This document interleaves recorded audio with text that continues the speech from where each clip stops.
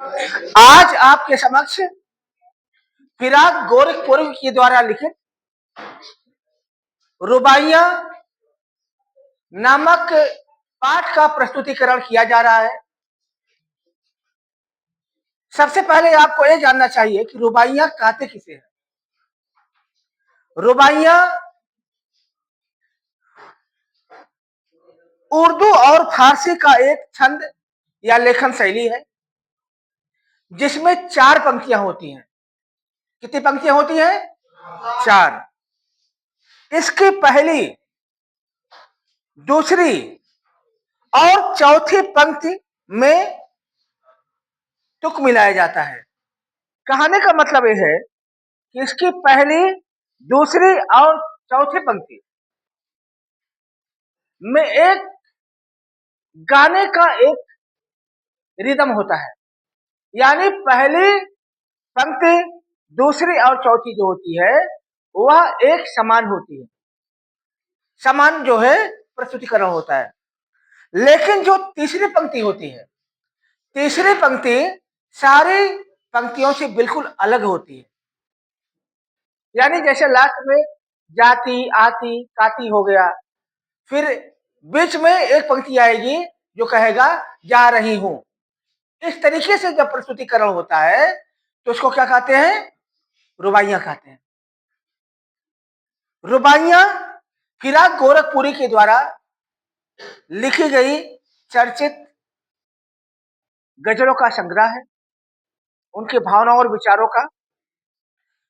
इसके अंतर्गत आपके पाठ्यक्रम में 5 रुबाइयां हैं, जिनमें सबसे पहली रुबाई है आंगन में लिए चांद के टुकड़े को खड़ी, हाथ पे झुलाती है उसे गोद भरी, रह रह के हवा में जो लौका देती है, गूंज उठती है खिलखिलाते बच्चे की हंसी। संबंधित रुबाइया में यहां पर शायर ने उस मां का जिक्र किया है जो अपने बच्चे को गोदी में लिए है और गोदी में लेकर के वह उसे प्यार कर रही है। प्यार करते हुए वह कभी कभार उसे जब हवा में उछालती है तो बच्चा खिलखिला करके हंस देता है। इसी फीलिंग को कवि ने बताया है कुछ इस प्रकार। आंगन में लिए चांद के टुकड़े को खड़ी। चांद के टुकड़े का मतलब होता है उसका एक माँ का बच्चा, यानी चांद के समान जो है उसका बच्चा उसे अत्यंत ही प्रिय है। तो आंगन में वह माँ अपने बच्चे को लेकर के खड़ी है, हाथों पे झुलाती है उसे गोद भरी, और वह उसे हाथों में लेकर के वह उसे इस तरीके से माँ क्या कर रही है, पेंडुलम बेबाती उसे क्या कर रही है, प्यार कर रही, झुला रही है। रह रह के हवा में जो लौका देती है, थोड़ी थोड़ी देरी पर वह बच्चे को हवा में उछाल देती है कम ऊंचाई पर, और गूंज उठती है खिलखिलाते बच्चे की हंसी। ऐसे में जब वो बच्चा हवा में उछलता है तो उसके अपने जो खिलखिलाने की जो हंसी है वह सबको सुनाई देती है। यानी संबंधित रुबाइया में कवि ने, शायर ने एक माँ और एक बच्चे के असीम मोहब्बत को दर्शाने का प्रयास किया है। अब दूसरे रुबाइया में शायर ने उस माँ का जिक्र किया है जो अपने बच्चे को नहला रही है, नहला करके जो है वह उसे साफ कपड़े पहना रही है। कपड़ा पहनाते समय किस प्यार के साथ वो बच्चा अपनी माँ के मुंह को देखता है, इसी पीढ़ी को बताया जा रहा है। कैसे, आइए देखते हैं। नहला के छलके छलके निर्मल जल से, माँ अपने बच्चे को छलकाते हुए निर्मल यानी स्वच्छ पानी से नहला रही है, और उसके बाद नहलाने के बाद उलझे हुए गेशों में कंघी करके, नहलाने के बाद वह माँ अपने उस बच्चे के गेशों मतलब बाल, माँ अपने बच्चे के बाल में कंघी कर रही है। फिर तीसरा उसका जो प्यार का अंदाज है इस तरीके से है, किस प्यार से देखता है बच्चा मुंह को जब घुटनियों में लेके पिन्हाती कपड़े।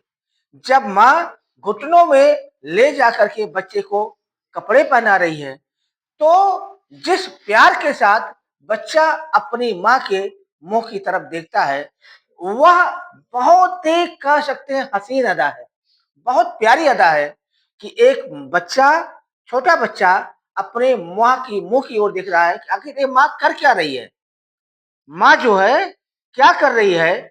इसी अंदाजे बयां को कवि ने बयानात करने की कोशिश की है। अब तीसरी रुबाइयां जिसमें शायर ने दिवाली के उस दृश्य को दिखाया है कि जब माँ उसके बनाए हुए घरौदे में दिया जलाती है, तो बच्चे को किस प्रकार से खुशी का इजहार होता है, खुशी का एहसास होता है। देखिए, दिवाली की शाम, घर पुते और सजे। दिवाली की शाम है, घर की पुताई हो चुकी है और घर को सजाया गया है। चीनी के खिलौने जगमगाते लावे, और अब दिवाली का दिन है। दिवाली के दिन में चीनी जो होता है आपका, जो शक्कर जिसे कहते हैं, उस शक्कर के बने खिलौने को, जो कि विभिन्न रूप में है, कोई हाथी रूप में है, कोई घोड़ा रूप में है, कोई जो है गोलाकार है, कोई सूरज के रूप में है, उनको जो है माँ पूजा के लिए ला रही है। और अब दिवाली की पूजा हो चुकी है और पूजा के पश्चात अब आगे क्या हो रहा है देखिए। वो रूपवती मुखड़े पे एक नर्म दमक, बच्चा खूबसूरत है, रूपवती है, और उसके चेहरे पर एक नर्म दमक, यानी एक अजीब तरह से एक बहुत ही खुशी भरा उसको एहसास है, क्योंकि दिवाली का वो बच्चा इंतजार कर रहा है। और इंतजार जिस बात का कर रहा है वो अगली लाइन में है, बच्चों के घरौदे में जलाती है दिए। बच्चा बड़े प्यार के साथ अपना अपने मिट्टी का घर बनाता है दिवाली के दिनों समय में। हमारे टाइम में हम लोग ऐसा करते थे, आपके टाइम में होता है आई डोंट नो, बट हमारे टाइम में यही होता था कि हम लोग खुद अपना वो दो चार ईंटें लेकर के, थोड़े से जो है मिट्टी को जो है गीला करके, हम लोग उसको जोड़ जोड़ करके वो आसपास जितने खरपतवार होते थे उसका छप्पर बनाते थे, तो बहुत प्यारा सा घर बनाते थे, सिर्फ इसी इंतजार में कि पूजा के बाद उसमें दिए रखे जाएंगे और वो घर हमारा बहुत ही खूबसूरत लगेगा।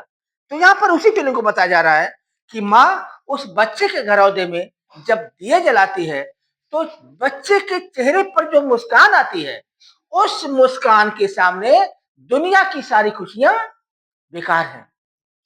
तो यहाँ पर कवि उसी फीलिंग को बता रहा है। अब आगे बच्चा जिदियाया है, और जिद में क्या कर रहा है आगे देखिए। आंगन में ठुनक रहा है, जिदियाया है बच्चा। आंगन में वह इधर उधर भाग रहा है, ठुनक रहा है, और वह जिद ठाने है। क्या जिद ठाने है? बालक तो है चांद पे ललचाया है। बालक को किस पर लालच आ गया है? चांद पर। क्यों आया है आगे देखिए। दर्पण उसे देखकर कह रही है माँ, देख आईने में चांद उतर आया है। वो बच्चा अपनी माँ से चांद की मांग कर रहा है, माँ मैं चांद को चाहता हूं, मुझे चांद दे दो। ऐसा ही हनुमान जी ने जो है क्या किया था, अपनी माँ से क्या कहा था, उस सूरज को देख के लाली माँ, माँ मैं इसे मुझे दो, मैं इसे खाऊंगा, वो फल समझ लिया था।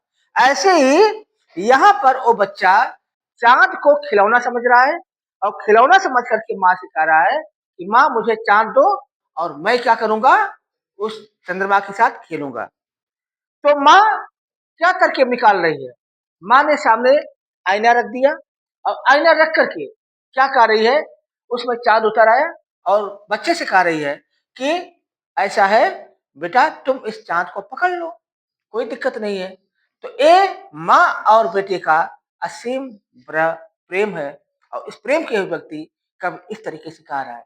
याद करिए कि आपका जो कृष्ण है, कृष्ण भी देखा जाए तो अपनी माँ यशोदा को बहुत परेशान करते हैं, और उनके समय में भी जो है कृष्ण ने जो है चाँद की माँ की थी। क्या कहा था? मैया मैं तो चंद्र खिलौना लई हूँ, जइहो लोट धरन पर अबहि तेरी गोद न आई हूँ। तो यहाँ पर जो है कृष्ण की जो फीलिंग है अपनी माँ के साथ चंद्रमा को मांगने की, उस फीलिंग को यहाँ पर जो है शायर फिराक गोरखपुरी ने दर्शाने की कोशिश की है। तो यहाँ पर चंद्रमा की डिमांड की जा रही है और चंद्रमा खिला खेलने के लिए, यानी बच्चा कितना भोला होता है, कितना सीधा होता है, कवि ने यहाँ पर ये बताने की कोशिश की है। और सबसे अंतिम में रक्षाबंधन, जो कि बहुत ही प्रिय त्योहार होता है भाई और बहनों का। अब देखिए क्या हो रहा है, रक्षाबंधन की सुबह रस की पुतली, रस की पुतली का मतलब हुआ चारों तरफ खुशियों का माहौल। रक्षाबंधन की सुबह है और चारों तरफ खुशियों का माहौल है, वातावरण है। छाई है घटा गगन की हल्की हल्की। आमतौर पर सावन के महीने में रक्षाबंधन के दिन आकाश में काले काले बादल आ ही जाते हैं और हल्की फुल्की फुहारें पड़ ही जाती हैं। तो यहाँ पर जो है गगन में, आकाश में काली काली घटाएं, हल्की हल्की घटाएं घिरी हुई हैं और बहुत ही खूबसूरत मौसम है। अब ऐसे में, अब इस मौसम में क्या हो रहा है, बिजली की तरह चमक रहे हैं लच्छे। बिजली के समान जो राखी का जो लच्छा है, जो कह सकते हैं कि जो गुथाव है, जो बनावट है, वह चमक रहा है। अब तो राखियां सिर्फ धागे की तरह हो गई है। हमारे जमाने में जो राखियां हुआ करती थी, वो बड़ी राखियां हुआ करती थी, वो पूरी तरीके से वो चमकती रहती थी। Yes, correct. राखियां क्या होती थी? चमकती रहती थी। वो पीले पीले रंग की होती थी और लगता था कि हाँ यार राखी बांधे। तो उस हाथ में, जो उस कलाई में एक राखी से ज्यादा बंध भी नहीं पाती थी। अगर किसी और बहन को बांधना है तो फिर समस्या ये होती थी। अच्छा, सिस्टम भी है, राखी आप उतार नहीं सकते हो, तो जैसे तैसे करके दोनों हाथों में राखियां बांधी जाती उस जमाने में। अब आजकल तो मामला कुछ और ही चल रहा है। आजकल जो है क्या चल रहा है, डॉट डॉट सिलेंडर लाइन। तो इस तरीके से जो राखी है, वह राखी बांधी जा रही है। वह जो बहन है, यहाँ पर जो बच्चा है, बच्ची है, वह अपने भाई को राखी बांध रही है। तो कुल मिलाकर के यहाँ पर इस रुबाइया के माध्यम से कवि ने यह बताने का कोशिश किया है कि एक माँ और एक बच्चे का जो प्रेम होता है वह बहुत ही अनोखा होता है, बहुत ही प्यारा होता है और उसको लफ्जों में, अल्फाजों में बयां करना बहुत ही मुश्किल होता है। इसी के साथ साथ रुबाइयां समाप्त होती हैं। बन गया।